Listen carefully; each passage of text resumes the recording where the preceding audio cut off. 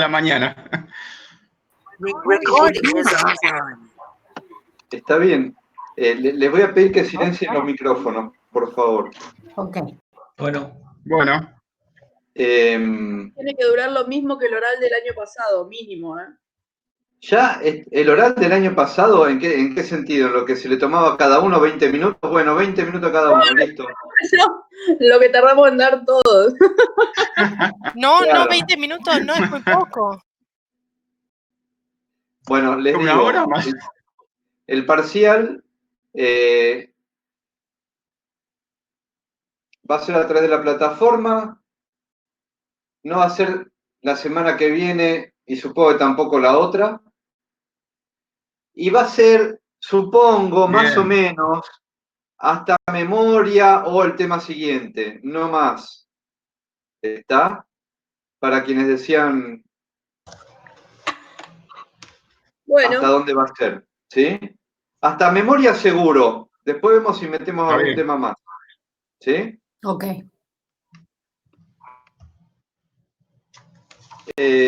O sea, estaríamos cerca del 13 de octubre, digamos.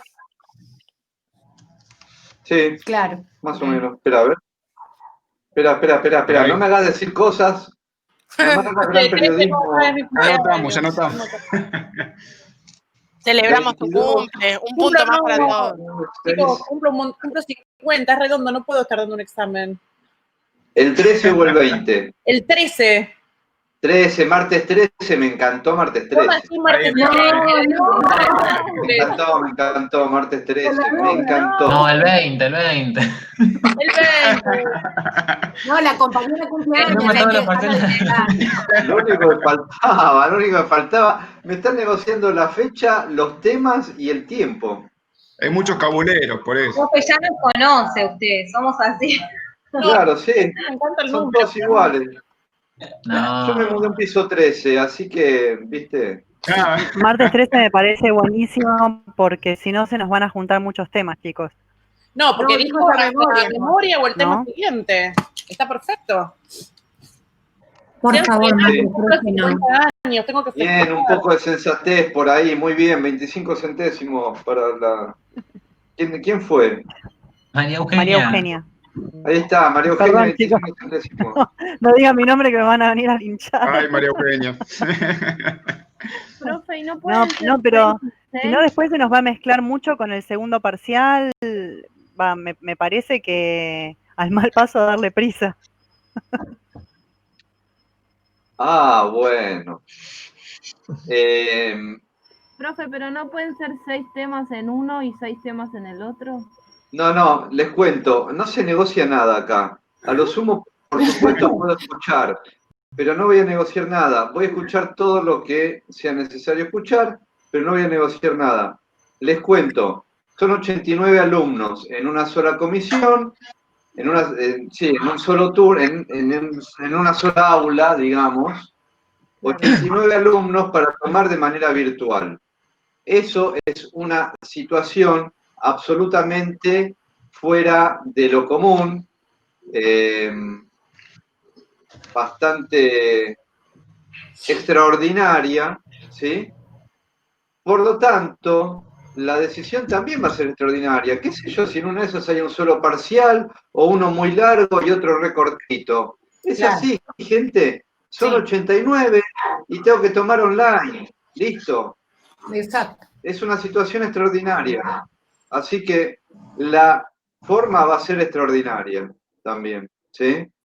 De ser, por ejemplo, multiple choice, lo más probable es que haya tiempos para las preguntas y las preguntas van a ser aleatorias, por lo cual no se van a poder pasar entre ustedes por mensajito. ¿Me explico? Que son cosas que suelen pasar cuando se toma de esa manera. Hay que estudiar. Sí, hay que estudiar, Pero por hay que eso les estudiar. digo, vayan estudiando. Sí o sí. Igual es una locura. Vayan estudiando. Y sí.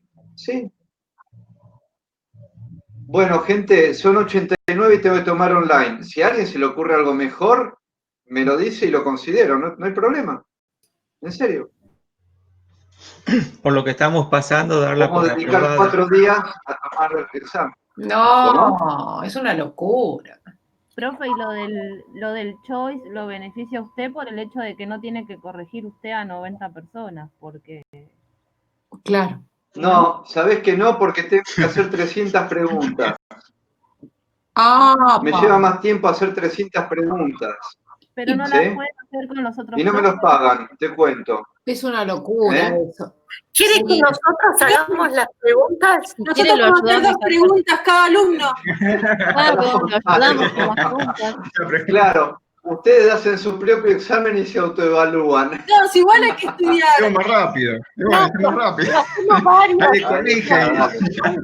Un banco de preguntas. Un parcial domiciliario, si no, ya está. Esa no es mala, ¿eh? En realidad podemos proponer nosotros las 300 preguntas, cada uno propone 2 preguntas, que las anote, así no hay que pensarlas, las 300 preguntas, y también nos obliga a nosotros estudiar las 298 preguntas del resto. Para hacerlas hay que leer. 7 equipos que hagan preguntas y se las damos. No está mal, ¿eh? Sí, sí. No Bueno, es tan mala, ¿eh? Háganlas, porque eso les va a servir para estudiar. Háganlas. Claro, en realidad ¿Estás es un buen solo en las estudio. nuestras? Yo tengo una tía que era profesora de Derecho y les decía a sus alumnos, les obligaba a ir al examen con machetes. Claro. Porque haciendo el machete estudiaban. Y era como hacer un resumen en realidad. Pero pero eso es para estudiar, no exacto. es tan mala la idea que agarremos el libro, que leamos el libro, porque aparte serían preguntas que nos hacemos a nosotros mismos. No es tan Es mala. una excelente idea que agarren el libro y lo lean. Hasta ahí seguro. De cualquier forma. Hay que ir al libro, de cualquier forma u otra. A mí se me está destartalando el libro, ¿viste? Para que no Es difícil saber preguntar, Nos pone en otro movimiento, nos hace estar de este lado y del otro. Está bueno, no es tan mala. Bueno, probemos. Cada uno entrega 2 preguntas de cada. Claro, después usted las lee, las chequea y si sirven, ¿no? Pero para que haya un orden, a ver, tienen que... esas preguntas, sería bueno dividir 7 equipos y que entonces se hagan 40 preguntas por equipo y entre nosotros Mirá, ya están buscando el facilismo. Se dan cuenta que una compañera dijo, hacemos nosotros las preguntas, le dije mejor, así estudian, y ya están viendo hacerla en equipo, que además laburan uno solo. Claro. Equipo de 7, imagínate. Pero eso es multitud.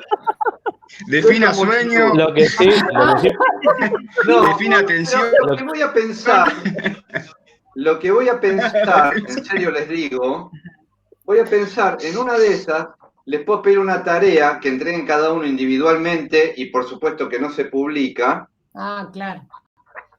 Ustedes tienen que hacer las preguntas del examen con 6, si es choice, tienen que hacer la pregunta y 6 respuestas posibles. Sí. ¿Sí? Claro. O sea, no es la pregunta sola, es una pregunta con 6 respuestas posibles. Claro. ¿Sí?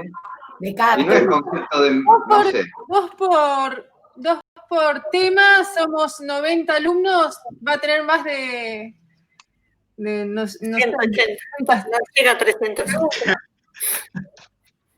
Bueno, cada uno puede empezar a pensar. Puede empezar a pensar 2 preguntas cada uno, o 3, si se copan. Profe, disculpe, ¿y las armamos en la semana y juntamos todas y se las pasamos por mail? ¿Cómo quiere que nos manejemos? No, seguramente voy a hacer una tarea que les va a venir por el aula virtual. Perfecto. Es una manera de estudiar, ¿eh?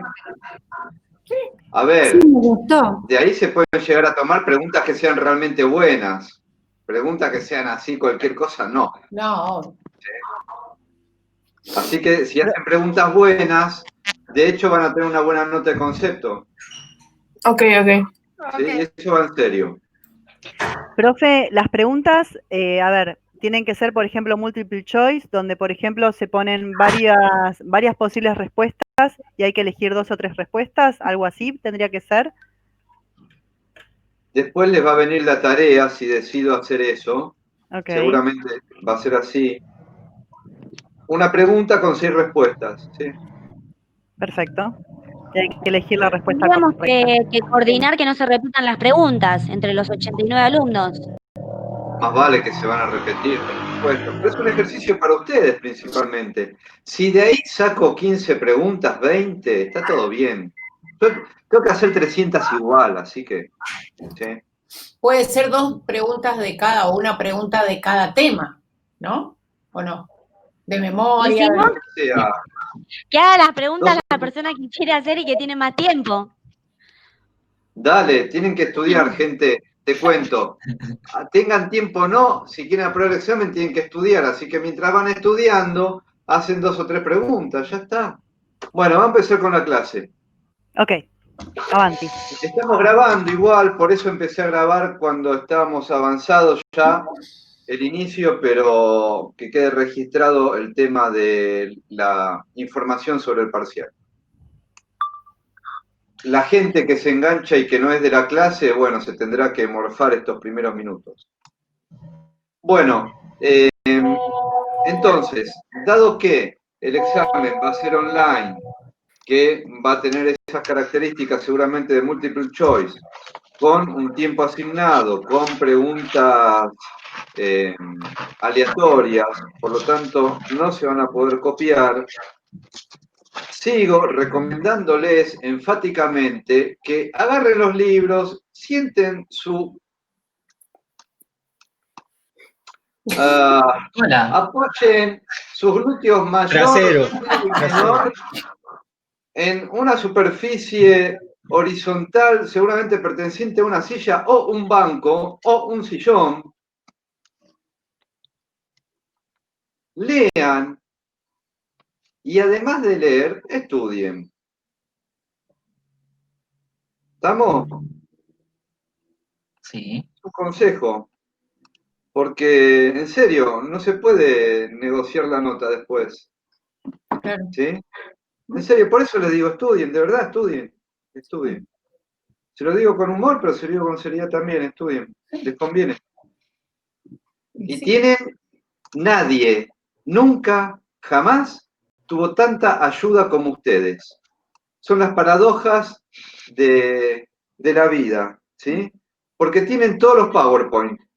No necesitan sacarle fotito, que yo no dejaba sacar fotos, salvo slides particulares. Nunca dejé sacar foto en la clase.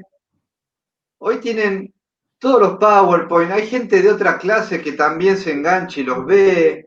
Tienen todo. Tienen los libros. Tienen los apuntes de Abeca y esas cosas horribles que circulan por ahí. Tienen todos el libro. Todos tienen el libro, incluso de manera digitalizada porque ya alguien lo digitalizó. Tienen los PowerPoint de todas las clases, que es el esqueleto que les sirve para saber todo. Tienen los papers que subimos a veces en el aula virtual. Ya está, pero no tenemos gente. las expresiones faciales, ni el qué? lenguaje, ni las expresiones faciales ni el lenguaje corporal para darle énfasis a lo que vamos aprendiendo. Y cuando es escrito, ¿cómo haces con el lenguaje corporal? No, pero digo en la transmisión. Vos decís por la transmisión. Está bien, pero no podés negar que he hecho gala, a pesar de mi, digamos, es verdad, profe. De mi aparatez y de mi maderez, he hecho gala de histrionismo. ¿Sí? Además, es un poeta. Gracias. Bueno, no busques 25 centésimos por eso, pero está bien. No, yo no me regalo. Hay algunos, en psicobiología, por ejemplo, biopsicología nos daban para practicar un multiple choice. ¿Usted tiene de otra? ¿Más ayuda quieren, en serio? No, para practicar los multiple choice, que a veces son diferentes. No tengo ahora. No, tengo que hacer 300 preguntas, les dije. Hacer 300 preguntas. ¿Nos las podés pasar para estudiar? No. Ay, qué malo. Yo había decidido para este año, si las clases eran presenciales, por supuesto, o sea, hace mucho, mucho tiempo atrás, había decidido, a fin del año pasado, que les iba a dar las preguntas. Si ahora lo escrito, les iba a dar las preguntas. Pero bueno. ¿Y qué pasó? Pasaron cosas. ¿Qué pasó? Pasaron cosas. Te analizamos. ¿Qué pasó? Bueno, gente, vamos a empezar con el tema de hoy. El tema de hoy es memoria. Hay toneladas de cosas para hablar, ¿sí? Ríos de tinta que se han escrito y se pueden seguir escribiendo al respecto. Les recomiendo un cuento de Jorge Luis Borges, Funes el Memorioso. Vamos a empezar con memoria hablando de la desmemoria. Funes es un personaje que no podía dejar de... recordaba todo. Todo. Incluso el tiempo, o sea, los segundos. ¿Sí? La memoria también es elección y es olvido. ¿Sí? Vamos a hablar de la parte fisiológica, pero vamos a hablar de lo biopsicosocial también. Así como en una computadora a veces hay que borrar cosas porque si no se agota la capacidad de procesamiento y de recuerdo también se puede llegar a agotar y es necesario a veces olvidar cosas. También es necesario recordar, porque sí, la memoria es parte de la identidad. ¿Sí? Y si no, pensemos en las personas que padecen Alzheimer o enfermedades mentales degenerativas, donde la falta de memoria los hace olvidar de quiénes son, ¿sí? O de recordar a sus afectos, distinguir a sus afectos, ¿sí? Así que la memoria es constitutiva de la subjetividad. Por supuesto que el lenguaje es constitutivo de la subjetividad, ¿sí? Pero al aprender, al transmitir, al comunicarnos a través del lenguaje, tenemos la capacidad de registrar esas comunicaciones a través del alfabeto, ¿sí? Y las palabras y la escritura, transmitir a través de la lectoescritura y también memorizar, ¿sí? Incluso la poesía trovadoresca, por ejemplo, y incluso la Ilíada, la Odisea, si ustedes lo leen en latín con la acentuación que debería tener, la cadencia, es un ritmo perfecto, ¿sí? La Eneida empieza así. Inde toro patera eneas sicorsus abalto, conti quere omnes intenti quora tenebant. No me recuerdo más. Habló el rey desde lo alto del trono. Todos estaban callados y mantenían los oídos atentos. ¿Sí? Así empieza la Eneida. Pero, a ver, imagínense que un libro así de grande se transmitía oralmente. ¿Sí? Por eso había ritmo, había cadencia y había rima. Lo mismo que en la poesía trovadoresca. ¿Sí? Lo mismo en toda la literatura antigua. Por eso la literatura épica que se transmitía oralmente, la Ilíada, la Odisea, la Eneida, Bhagavad Gita y todo, etcétera, etcétera, tenían ritmo, tenían cadencia, tenían, ¿cómo se llama? Rima, ¿sí? Para que se registrara mejor, para que se memorizara mejor. ¿Por qué? Porque intuitivamente se aprovechaba el hemisferio izquierdo y el hemisferio derecho. ¿Sí? Toda la parte lógica de la palabra en sí y la parte analógica del ritmo, la cadencia, la rima, las inflexiones de voz. ¿Sí? Estamos hablando de memoria y estamos relacionando con temas anteriores. Así que bueno, la memoria es constitutiva también, así como el lenguaje lo es, y porque el lenguaje lo es, la memoria es constitutiva de subjetividad y es constitutiva de identidad desde el punto de vista social. Yo no suelo hablar de identidad desde el punto de vista psicológico, pero sí desde el punto de vista social. Bien. Profe, en ese caso está relacionado con la conciencia mismía, entonces. Por supuesto. Y con el sistema límbico, porque si, digamos, seleccionamos también. Totalmente, claro. ¿Con qué más? A ver, ¿con cuáles de las funciones que recuerdan puede estar relacionado? La afectividad por el tema de los afectos. Con atención. Sí, hable más fuerte, por favor. Con atención, con motivación. Con senso-percepción también. Con senso-percepción, exacto. Exacto. Con todo. Con afectividad. Con todas. Con afectividad también. Todas las funciones. Claro, todas las funciones. Exactamente. ¿Sí? Profe. Sí. Una pregunta. ¿Usted piensa que el saber ocupa lugar? Sí. Sí. O sea, tenemos un límite. Pero no hablamos siempre de una plasticidad sináptica también. También, sí. Vamos a hablar hoy mucho de eso. Sí. Sí, sí. También tenemos una capacidad no usada del cerebro, ¿eh? Muchísima. Es más, nacemos con esa capacidad, la vamos perdiendo. Pero un niño tiene... No recuerdo ahora, pero el niño tiene más del 50% que el adulto de la capacidad cerebral, de la potencialidad, digamos. Y después se va perdiendo. Digamos que es una esponjita que va absorbiendo todo el tiempo. Sí. Claro, aparte porque el árbol dendrítico es chiquito, ¿no? Cuando nacemos.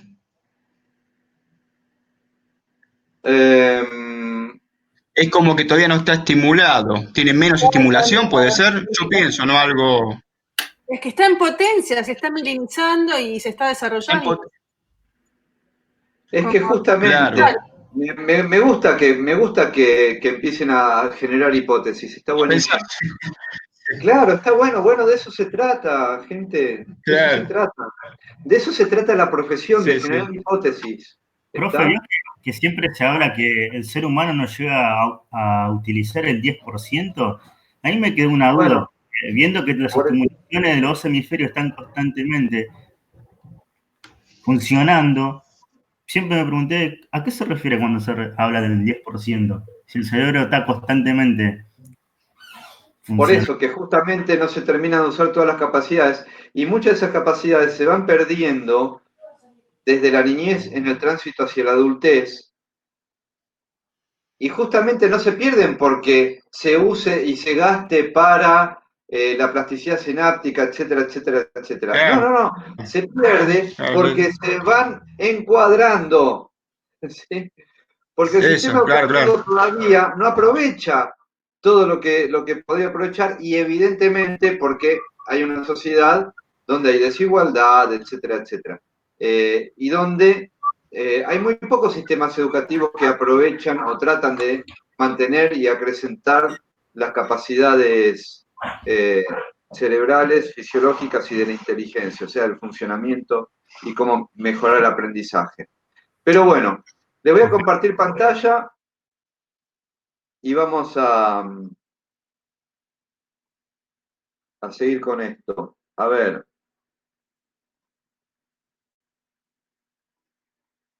Vamos a empezar con el PowerPoint, eso que ustedes aman.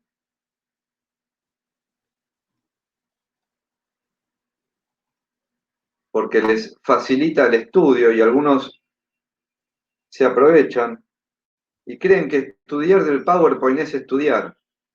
Bueno, siempre empiezo diciendo lo mismo, qué bárbaro.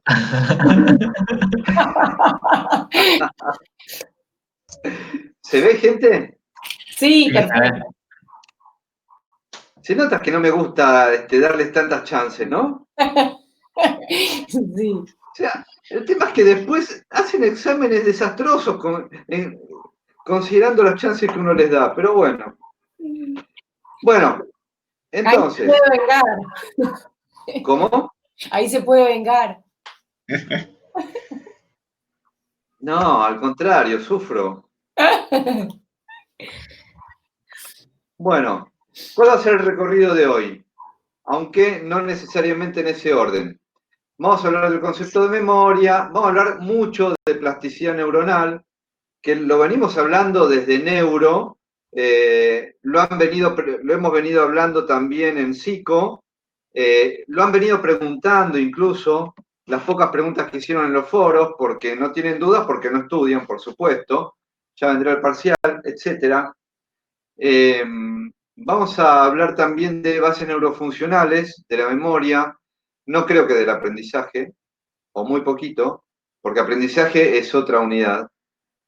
Vamos a hablar de memoria y afectividad, como muy bien decían, está relacionado, y de neurofisiología y psicoanálisis. O sea, vamos a hablar de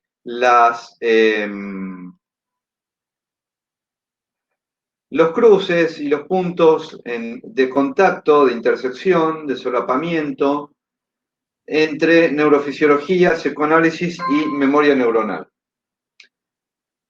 No quiero decir mucho, pero sepan que está funcionando todo bien.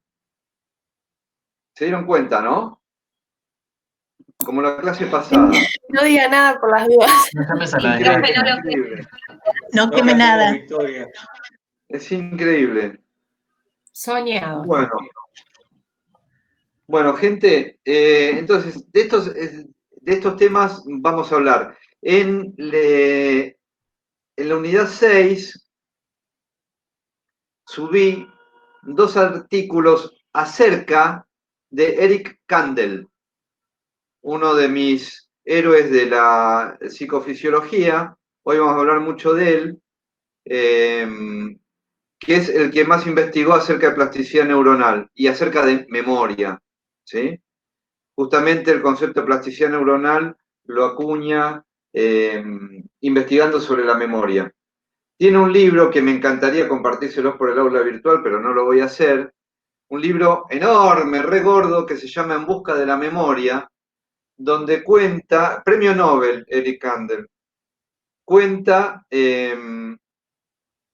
toda su investigación acerca de la memoria, pero también cuenta incluso los temas de jazz que iba escuchando mientras investigaba. Nada, a mí me pareció totalmente pintoresco para un científico. Un genio. Sí, claro, porque usa los 2 hemisferios. Bueno, conceptos clave, como siempre, tener en cuenta el enfoque biopsicosocial, plasticidad sináptica, concepto absolutamente clave.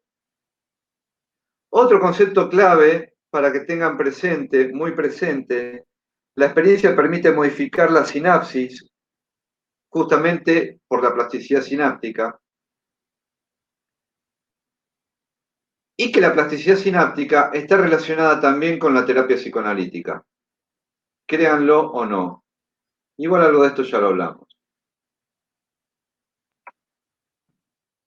Les voy a compartir un pequeño pantallazo, como vamos a ver de plasticidad sináptica, un pantallazo brevísimo de algo que ustedes deberían saber porque lo vieron ya en las 2 materias anteriores a esta. Lo vieron en bio y lo vieron en neuro. Pero seguramente el 1% de ustedes recordará de qué se trata. Por lo cual les pido que en algún momento vuelvan al libro azul de bio, que es bastante sencillo. Tiene nivel CBC más o menos, para que se den una idea, ¿sí? Es introductorio. Y relean plasticidad sináptica. Acá tendríamos la neurona, perdón, y relean sinapsis. Acá tendríamos una dendrita de una neurona eferente, o sea, el impulso nervioso vendría desde acá. ¿sí? Mucho más arriba estaría el cuerpo neuronal, ¿se acuerdan? El cuerpo neuronal con las dendritas como si fueran un sol. No todas las dendritas tienen la misma forma, recuerden. Y este sería el axón con la terminal dendrítica, ¿sí? Y acá estaría el cuerpo o soma de la otra neurona, la neurona aferente, eferente que envía, aferente que recibe, ¿sí? Esta sería una dendrita del soma de la neurona aferente, y entre las dos neuronas lo que se denomina espacio sináptico, ¿sí? Lo que vamos a ver en la plasticidad sináptica es que, o la transmisión, ahora vemos cómo, es mucho más eficiente, o se generan más dendritas eferentes y aferentes con sus espacios sinápticos. Eso es lo que pasa en la plasticidad sináptica, ¿sí? Eso es lo que se dice, o lo que yo siempre les digo, aumento de la arborización dendrítica, ¿sí? Bien. Recuerden algo. La verdad que no tenía... Tendría que haber puesto una dendrita y otra dendrita acá, pero una neurona y otra neurona acá, pero supongo que ustedes se acuerdan, gente. Hagan memoria. Sí, obvio. Tomen esas representaciones que tienen los engramas némicos. Claro. Lo vimos en la Una materia neurona. anterior. Sí, además. Una neurona, no sé si me ven en la tirita de abajo. Esto sería el soma, esto sería el axón. ¿Alguien me ve? Yo no. No lo vemos. No lo vemos. A ver. No, por abajo. No, claro, no se ve, no. Bueno, No importa. ¿No? dejo de compartir. ¿Ahora me ven? No, No. se te ve negro, ¿eh? No, oscurito nomás. Apareció Sí, porque se deshabilitó Se apagó la cámara. luz. ¿Y dónde estoy? No me veo. Miramos también. No tengo Era nada. bárbaro este programa. Es como si la cámara estuviera tapada con algo, profe. ¿Cómo? Como si la cámara estuviera tapada con algo. Como si el visor estuviera tapado con algo.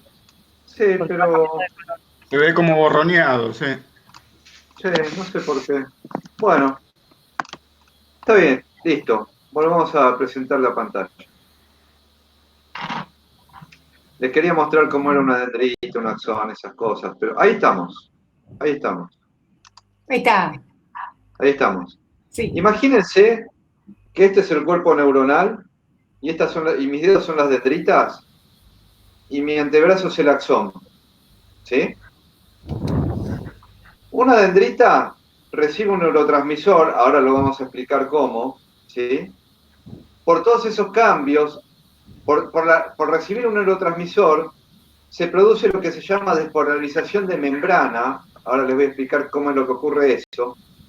Se genera un potencial de acción que es el estímulo para que neurotransmisores migren por el axón desde el cuerpo hacia el axón, hacia las dendritas del axón, y se comuniquen con otras dendritas de otros cuerpos neuronales. ¿Sí? Sí. Bien. Vamos a compartir pantalla.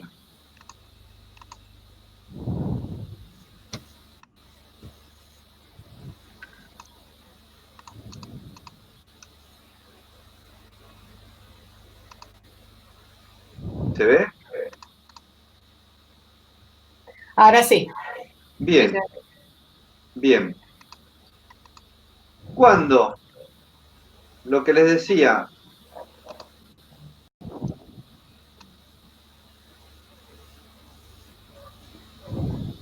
un receptor de una dendrita recibe al neurotransmisor, recuerdan que el receptor tenía como cartelitos específicos para ese neurotransmisor, esa afinidad, ¿sí? Hay una afinidad química, ¿sí?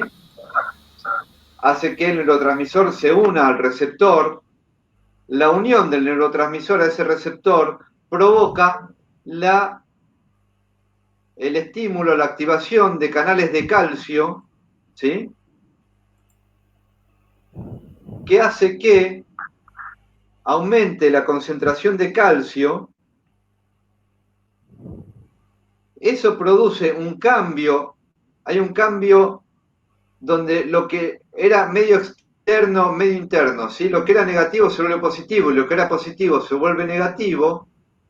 Ese estímulo, ese cambio en la polaridad de la membrana, por esa entrada de calcio, es lo que se llama potencial de acción, que es lo que estimula la síntesis y liberación desde el cuerpo de la neurona, desde el soma, de neurotransmisores que viajan por el axón hasta la dendrita, viajan por microtúbulos como si fueran rieles. Este es un neurotransmisor, viaja por microtúbulos como si fueran rieles, se forman vesículas que se adhieren a la membrana interna de la dendrita, luego la membrana se abre, se descarga el neurotransmisor al espacio sináptico y se une al receptor correspondiente.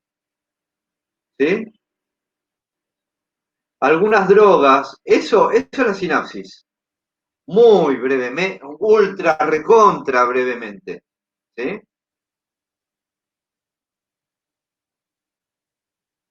Algunas drogas, y esto, ya que estamos, memoria no lo vamos a ver en una sola clase, les cuento.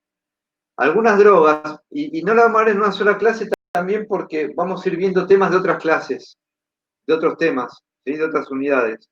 Por ejemplo, de psicofarmacología, en este momento. ¿Qué es lo que hacen algunas drogas con el neurotransmisor liberado en el espacio sináptico? Hacen que ese neurotransmisor permanezca por más tiempo y se siga uniendo a receptores. ¿Sí? Otras drogas, ¿qué hacen? Imitan a esos neurotransmisores, pero sin la acción de esos neurotransmisores. Imitan la forma del neurotransmisor. Para que tenga afinidad, es como que engaña al receptor diciéndole, yo soy el neurotransmisor, se une al receptor, pero no provoca ningún tipo de respuesta luego. ¿Sí? Esas son drogas que actúan inhibiendo la acción. Las drogas que actúan provocando que haya más concentración de neurotransmisor en el espacio sináptico van a generar mayor capacidad de acción del neurotransmisor, mayor potencialidad de acción. Otra manera de que se genere mayor transmisión sináptica es produciendo más cantidad de neurotransmisor, ¿sí? Otras drogas, para inhibir la actividad sináptica, inhiben la síntesis de neurotransmisor. Ya les estuve dando 4 mecanismos farmacológicos. ¿Se entiende? ¿Sí? Sí. Vemos sinapsis con la farmacología. ¿Sí? Para cuando, si llegamos y estudian y se lo merecen, puedan ver un poco de psicofarmacología que no lo van a ver en ninguna otra materia. Ya no sé cómo venderles esta materia. Bien.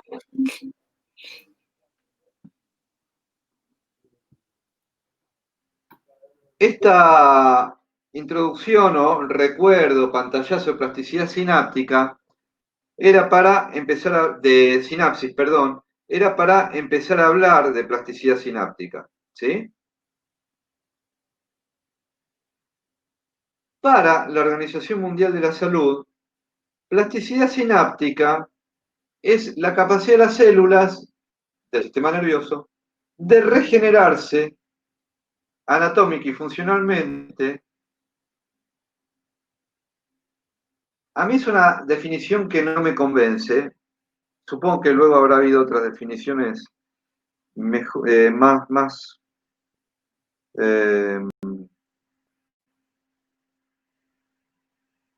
más completas o un poco más,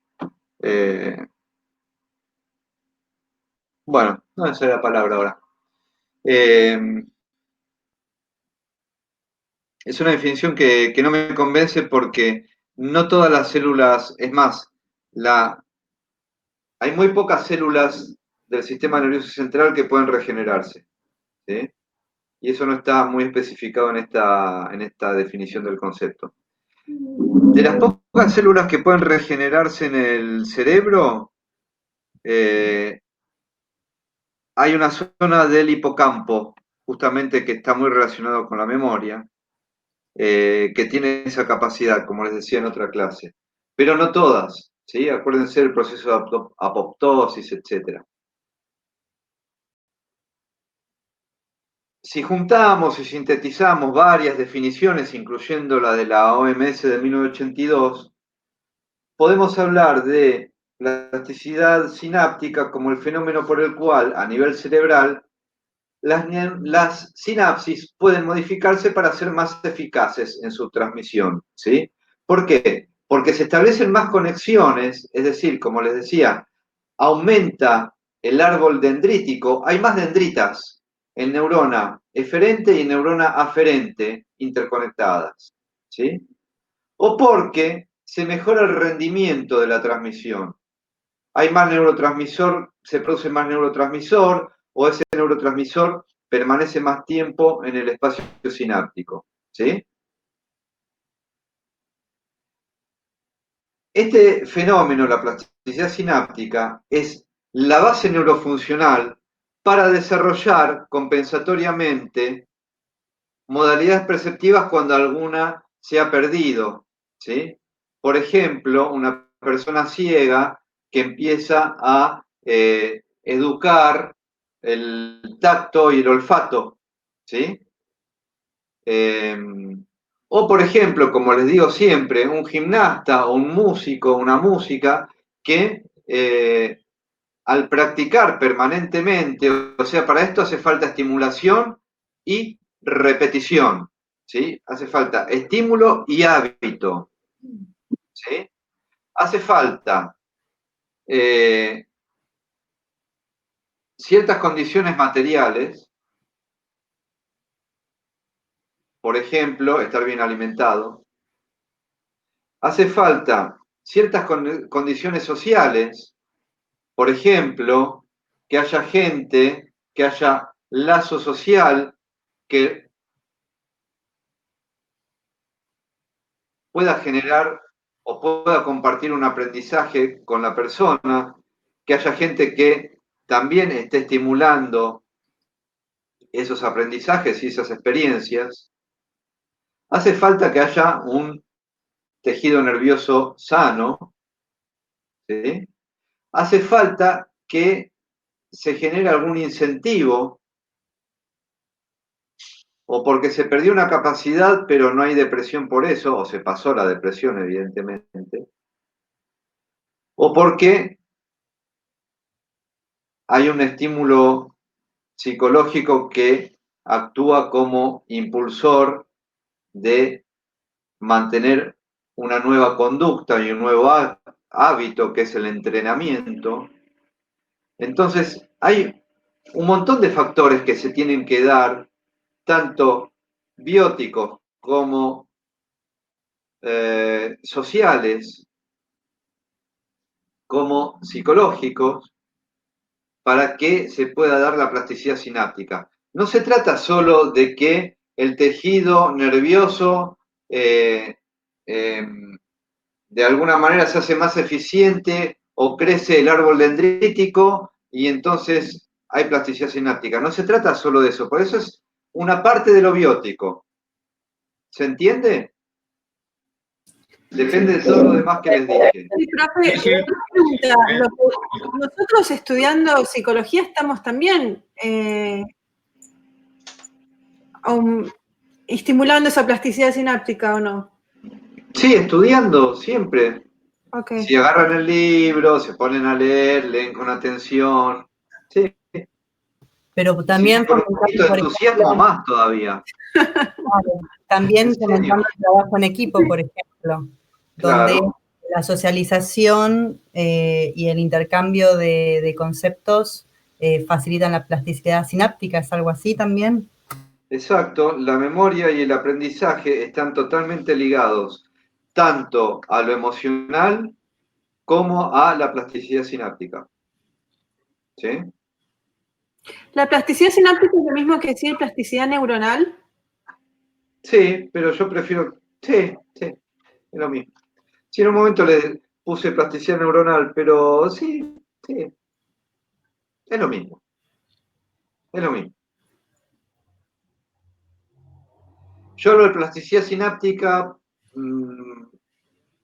hablar de plasticidad sináptica quizás pone un poquito más de foco en la arborización dendrítica, o sea que hay más dendritas intercomunicadas. Pero plasticidad neuronal quizás sería más completo porque habla de la eficacia en la neurotransmisión en general. De las dos maneras está bien. Es como hablábamos el otro día de la estimulación temprana, ¿no, Francisco? Claro, sí, totalmente. Hablamos de estimular. Sí, totalmente. Resulta que, entre otros, Eric Kandel empezó a investigar todos estos temas, si no me equivoco, con un microorganismo marino, con un molusco, no es un microorganismo, un molusco sumamente... ¿Cómo? Era un caracol, 50... La aplicia. Sí, 50 Sí, neuronas. ¿Cómo?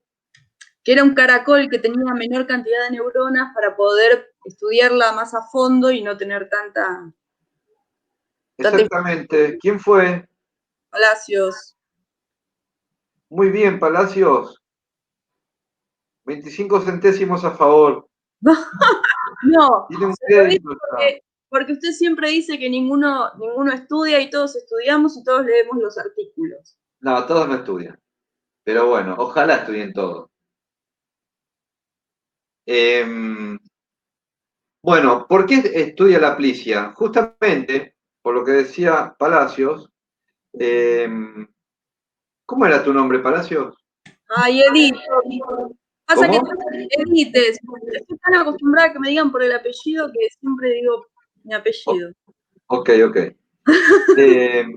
Justamente estudió con este molusco porque era mucho más sencillo, era más simple, tenía pocas neuronas, era más fácil de investigar, tenía menos interacciones que podían de alguna manera modificar las condiciones de experimentación. Por la misma razón se utiliza muchas veces cierta especie de calamar y hay lo que se llama el axón gigante de calamar. Se usa mucho también porque es un axón muy grande, entonces, bueno, se pueden estudiar muchas cosas con poca interacción con otras neuronas. Esto lo vamos a ver también en aprendizaje y es una de las bases neurofuncionales del conductismo, ojo, ¿eh? A ver, uno puede criticar algunas cosas del conductismo, por lo menos desde el punto de vista que para mí tiene ciertas limitaciones, pero algunas cosas también es como todo paradigma, también tiene sus aportes. Y justamente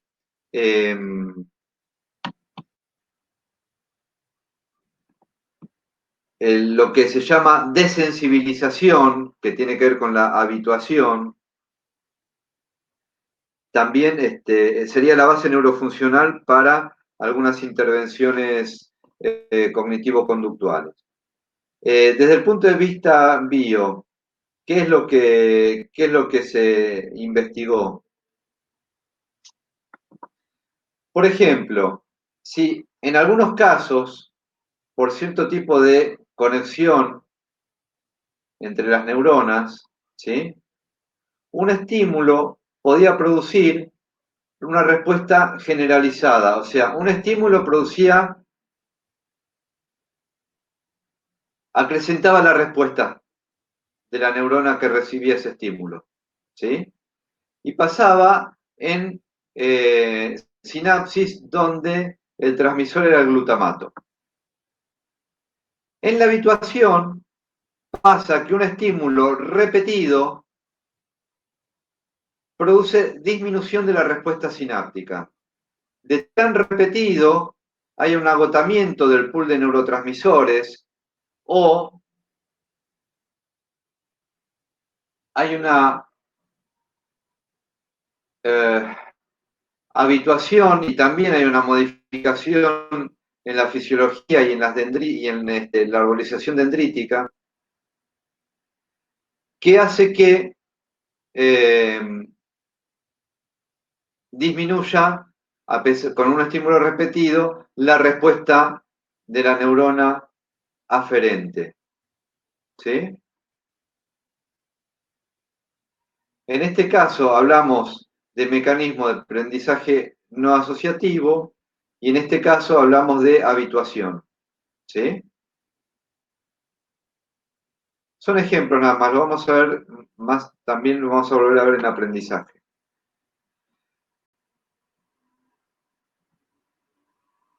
Hay distintos mecanismos de plasticidad, por eso les hablaba también de lo que es la neurotransmisión y de los mecanismos farmacológicos.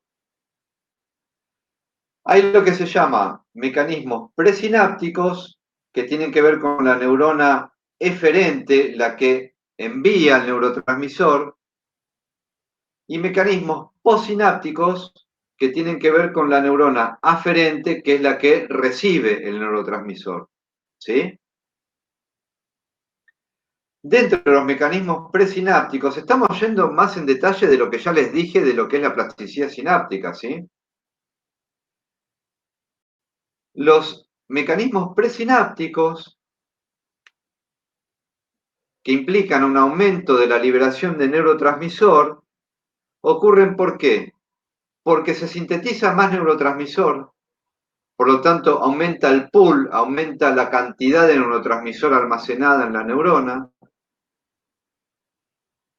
aumenta el tiempo en que el neurotransmisor está, ¿vieron cuando les mostraba cuando se fusionaba ese paquetito a la membrana presináptica y empieza a liberar el neurotransmisor hacia el espacio sináptico?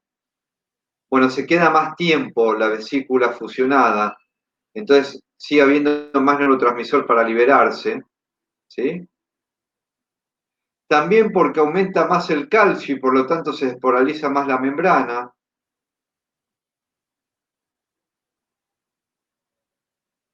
Esos serían algunos de los mecanismos presinápticos que hacen que el neurotransmisor, que se libere más neurotransmisor o permanezca más tiempo en el espacio sináptico. Y tenemos mecanismos postsinápticos que tienen que ver, no lo dije, pero pueden llegar a tener que ver, no está puesto ahí, con la capacidad de sintetizar más receptores para ese neurotransmisor, o aumento de la respuesta de la neurona postsináptica a la estimulación, también por aumento o mejora en la eficiencia de los canales de calcio.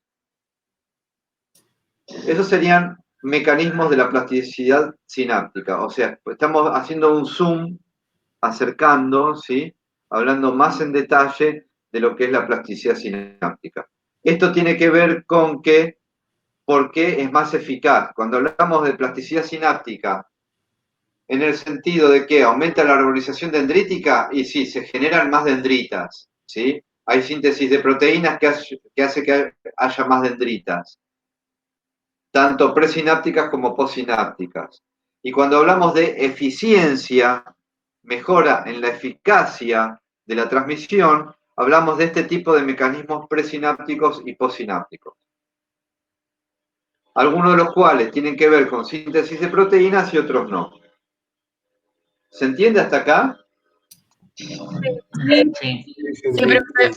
También hay mejor respuesta, ¿no? Sí, profe. Sí, claro.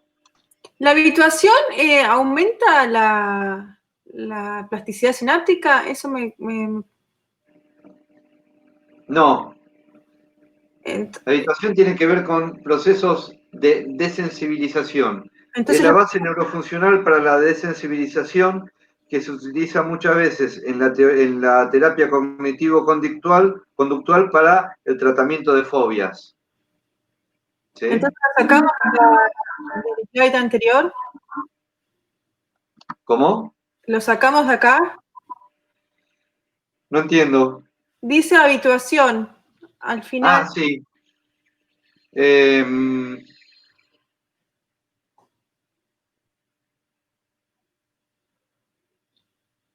Pregunto por un posible multiple choice, por eso. Está muy bien, qué lindo. ¿Ves cómo a veces funciona el mío? ¡Qué horror! Después nos va a poner Claro. estas opciones.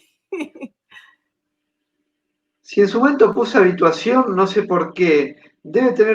Habría que poner en realidad, a ver, vamos a... Voy a ver si puedo, sí.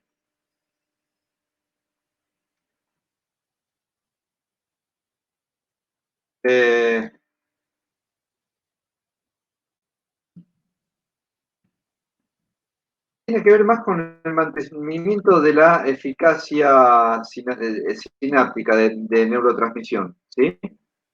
Ah, bueno, vale. Si puse habituación, supongo que lo puse por eso. Pues tiene que ver con desensibilización en realidad. Ahora cuando veamos si es con síntesis o no de proteínas, vamos a ver esto en particular, ¿sí? Así que queda registrado esto, ¿eh? Esta es la última versión. ¿Estamos? Muy atenta, compañera. ¿Quién fue? Daviche. Daviche. Vamos a generar una libreta de ahorro. Nadie sabe lo que es la libreta de ahorro. ¿Ustedes? Sí, yo 5 o tenía. 6 deben saber lo que es la libreta de ahorro. Yo tenía, mi abuela me da compañía, me la sacó. Bueno, tienen estampillitas de 25 centésimos algunos, ¿eh? Están generando crédito. Bueno.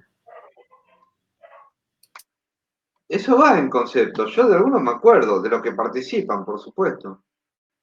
En serio les digo. Y ustedes saben que redondeo nota con eso. ¿Sí? Bien.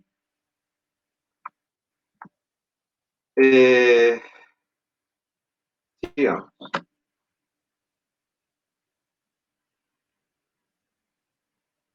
Hablando de bases neurofuncionales, hablar de plasticidad sináptica es hablar de bases neurofuncionales también.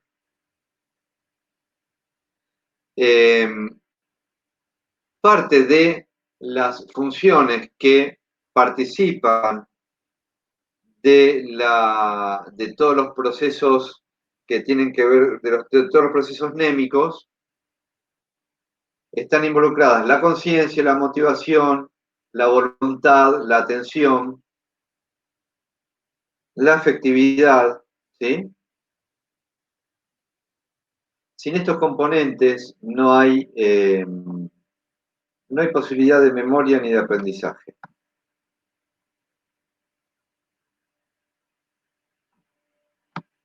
Este slide debería ir después. Bueno, ¿me hacen acordar? Porque quiero seguir con... Bueno, no. A ver. Espérenme. Ah, no. Quiero ir a algo. Acá estamos. Vamos a volver a esto, ¿eh? Para que haya proceso némico, es decir, para que haya todo lo que vamos a ver ahora,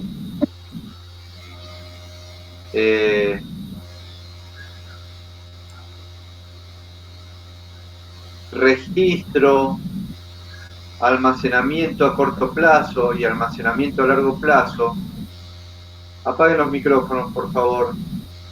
Tiene que haber lazo social, que es la matriz psicosocial en la cual se genera el estímulo, porque el estímulo es comunicación. Tienen que estar dadas las funciones de sensopercepción, lenguaje, atención, conciencia, motivación, memoria, aprendizaje, inteligencia, conducta y sueño también. Todas las que vemos, todo el programa, ¿sí?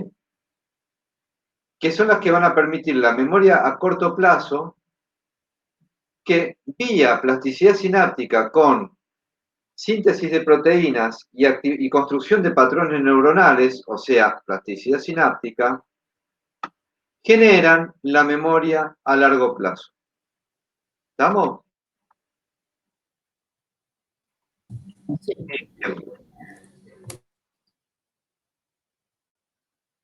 Para terminar, después vamos a volver en algún momento con bases neurofuncionales. Están involucrados el sistema límbico, está involucrado el tronco encefálico, el tálamo y el hipotálamo, está involucrado todo el sistema límbico, todo lo que vimos en la clase pasada del sistema límbico, amígdala, hipocampo, todo eso que vimos, ¿sí?